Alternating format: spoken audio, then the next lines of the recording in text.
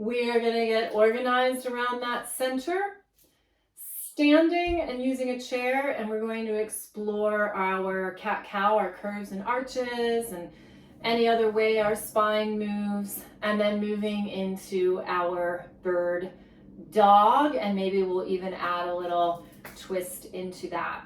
So you're going to put your hands on the seat of the chair. I have enough room, so if I take my pinky fingers right to the edge, that puts my hands in line with my shoulders. Now, if you have broader shoulders, you can try that, but if it feels like you're all squished up, take your hands and turn them and let everything open. We are never married to a specific shape. We always want to organize ourselves around what is going to create the best energy flow in the body. So, heels can line up with those sits bones. And let's go with our skeletal spine. So we're going to let the tail initiate, rolling under, and you're going to follow that upwards. Lumbar, thoracic, cervical, and there's that occipital bone. And then the tail can reach out.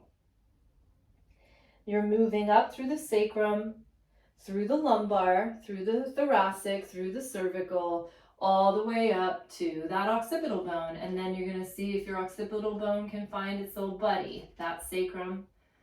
And again, the tail initiates. Soft knees and elbows so that your feet and your hands can yield and push and really be that source of support. And tail all the way up. Now, what if we change this and we do this movement with our beautiful fluid spine? Go. Did it change? Did the quality change? Did the consciousness change? This is your channeling your inner sea creature, your octopus, your eel.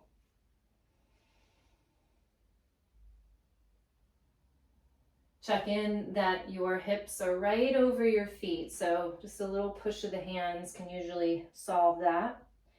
Flowing outwards. And then what if we found that side bending? So we can go tail and top of the head. You can also think sacrum and occipital bone. And you can explore, what does it feel like to move more from the vertebrae? And then what does it feel like to change that and find more of that fluidness that's underneath? And the reminder is that what lives in between the big bones, those vertebrae, and the other parts of your vertebrae that stick out the back, where the muscles attach, is, drum roll, your nervous system. So if you harden your spine, you're clamping down on that nervous system. We don't want that. Now, what about a lovely little improvisational spine dance? And this gets interesting because now we're really finding spirals. And the corners of the body, so to speak, the hips to the shoulder. So you just want to make sure that you're following this all the way through, from the tail all the way to that occipital bone.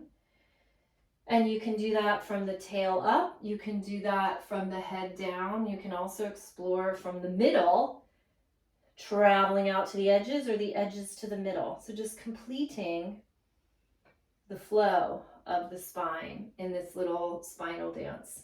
And noticing for yourself, are there places of the spine that are a little bit more challenging for you to move? I definitely have mine. And then bringing yourself back. Let's roll up, just Give ourselves a moment out of that quadruped position, shaking the hands out and back down. And now we're going to move into that bird dog. So organizing around center, and again, perfectly fine to have the hands wrapped if you're feeling really squished in your chest. Soften the elbows.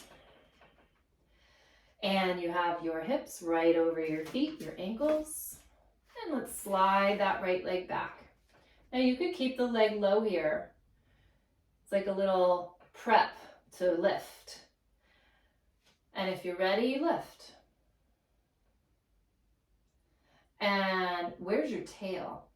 What if we let our tail reach out with that leg? So the tail and the toe. And then we can take opposite arm and flow it forwards. And how about those buddies, your occipital bone and your sacrum? And return back in. Ooh. And let's go to the other side. Find center, flow of the spine. Reaching the other leg out. It could stay down and you can reach the arm, or you can flow it upwards. Very parallel, so that heel is pointing upwards. And the front of you is drawing upwards. There's that perineal body. You can flow that arm. Now find a little bit more reach of the tail. Reach, reach, reach. And bring everything in. Come back up, shake your hands out. We're going to do one more version of this. And back down. Now we take that right leg out, the first leg. You can flow it out. And bottom of the foot facing the ceiling, so very parallel. Take the other arm out. And see if you can find a nice little yield and push, and then reach and pull through the head and the tail, the toes and the hand that are out in space. Now could you bring your elbow and your knee in and bend your standing leg? We're combining. Can you find the curve? Bring everything to center.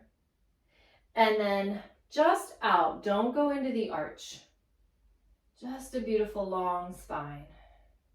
Let's try that one more time. Bringing everything in right along the midline, bending the knee, and that spine curves. And don't forget about that occipital bone. And extend.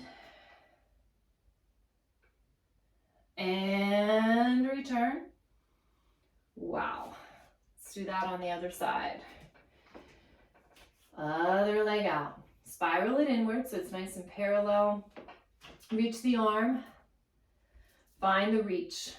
So find the push, find the reach. And elbow and knee, and then bending that standing knee, rounding. Occipital bone. Tail curls under.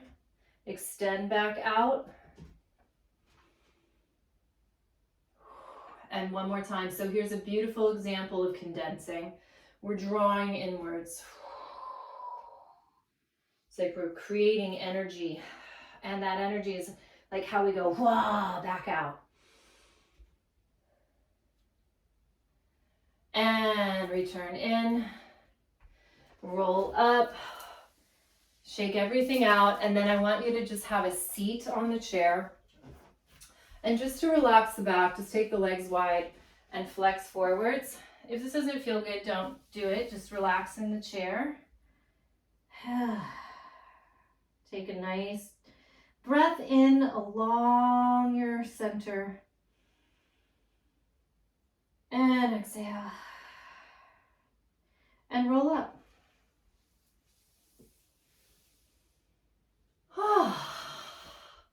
Fantastic. Whew, I thought that was pretty challenging at the end. Great.